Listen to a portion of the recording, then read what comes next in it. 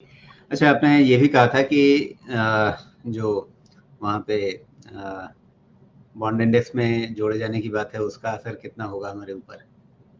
हाँ, देखिए अभी तक क्या है कि जो बॉन्ड इंडेक्स में जुड़ रहा है ना, इसको एक 5 मिनट के डिस्कशन में समझने की कोशिश कीजिएगा। अभी तक सिर्फ ये चीज़ डिस्कस हो रहा है कि जेपी मॉर्गन बॉन्ड इंडेक्स में एंट्री है। अभी बाकी अभी और बॉन्ड इंडिसेस जो हैं, उसमें एंट्री नहीं है, एक में एंट्री मिली।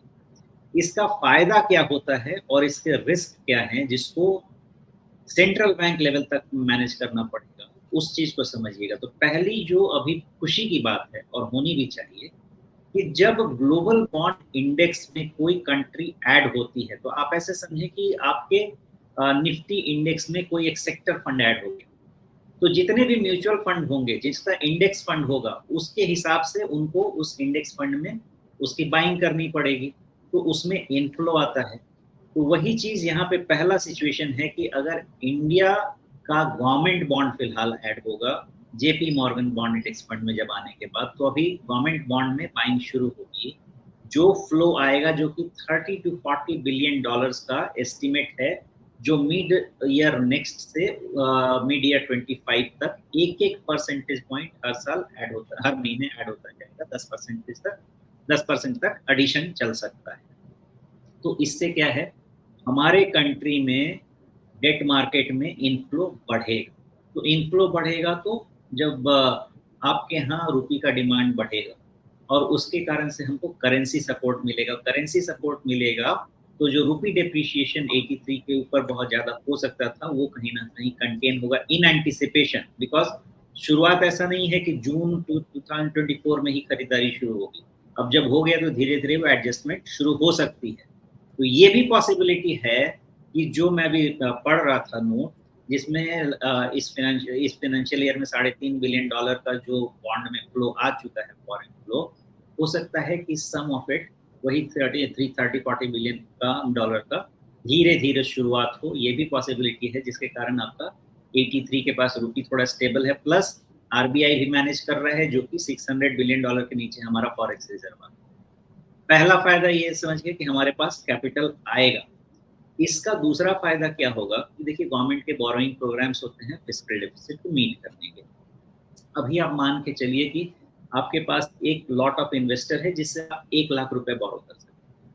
अगर बियॉन्ड 1 लाख रुपए आपको बोरो करना है, तो आपको सेम इन्वेस्टर्स को थोड़ा हायर इंटरेस्ट रेट देके बोरो करना पड़ेगा, तब उनको लालच रहेगा आपके पास इन्वेस्ट करने का। लेकिन मान लीजिए कि इस ओपनिंग अप के कारण से आपके पास और भी इन्वेस्टर्स आ जाते हैं पैसा लेके, क्योंकि अब वो भी जो भी JP Morgan index bond index के हिसाब से खरीदारी करते होंगे, या उसके बेसिस पे जो आर्बिट्राज सेट करते होंगे, उनको भी बॉन्ड चाहिए होगा, वो लोग भी पैसा लेके आ जाएंगे।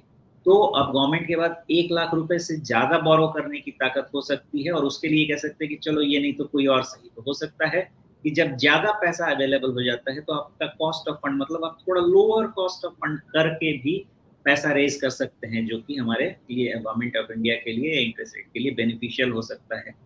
ये 2 फ़ायदे की बात है, लेकिन ये दूसरा वाला जो है, ये सोचने की बात है। ऐसा होगा कि नहीं, ये वक़्त बताता है कि लोअर कॉस्ट ऑफ फंड हो सकता है कि नहीं, लेकिन थियोरेटिकली होना चाहिए। ये 2 बड़े फ़ायदे। जी। लेकिन इसका थोड़ा-सा प्रॉस के साथ कॉन्स भी समझने की कोशिश की। वो ये है कि अभी तक फॉरेन का पैसा आने की बात आप कर रहे हैं, तो अभी बॉन्ड सेलिंग शुरू हुई तब क्या हुआ? जब बॉन्ड सेलिंग शुरू होगी तो फिर ये विथड्रॉल भी वैसे ही होगा। और ध्यान रखिएगा, इक्विटी मार्केट बॉन्ड मार्केट का आई थिंक 25% भी ग्लोबली नहीं।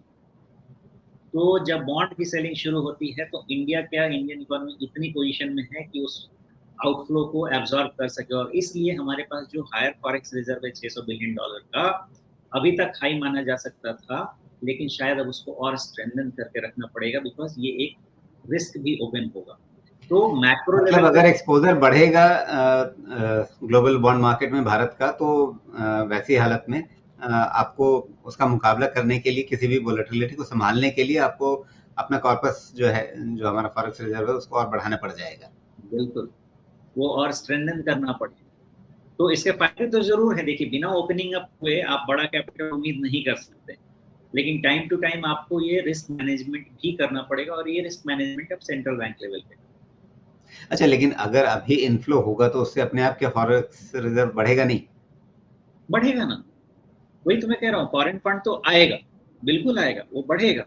देखिए फॉरेन फंड आने का एक कॉस्ट भी होता है ना, आपके पास पैसा आ गया, अब उस पैसे को अगर आप इन्वेस्ट नहीं करेंगे तो उसका कॉस्ट भी है आपके पास। आइडल मनी आप घर में कैश रख लीजिए, इट विल अर्न नथिंग, आपको उसको प्लॉ बैक भी करना है, वो भी अच्छा, एक मैनेज करना दूसरी चीज इसमें आती है कि अच्छा अभी तो जेपी मॉर्गन ने ये काम किया है, क्या इसी तरह के और भी दूसरे लोगों पर अब ये उनके पेयर ग्रुप पर ये प्रेशर बनेगा कि अच्छा अगर जेपी मॉर्गन ने ऐसा किया है तो हम क्यों नहीं कर रहे हैं?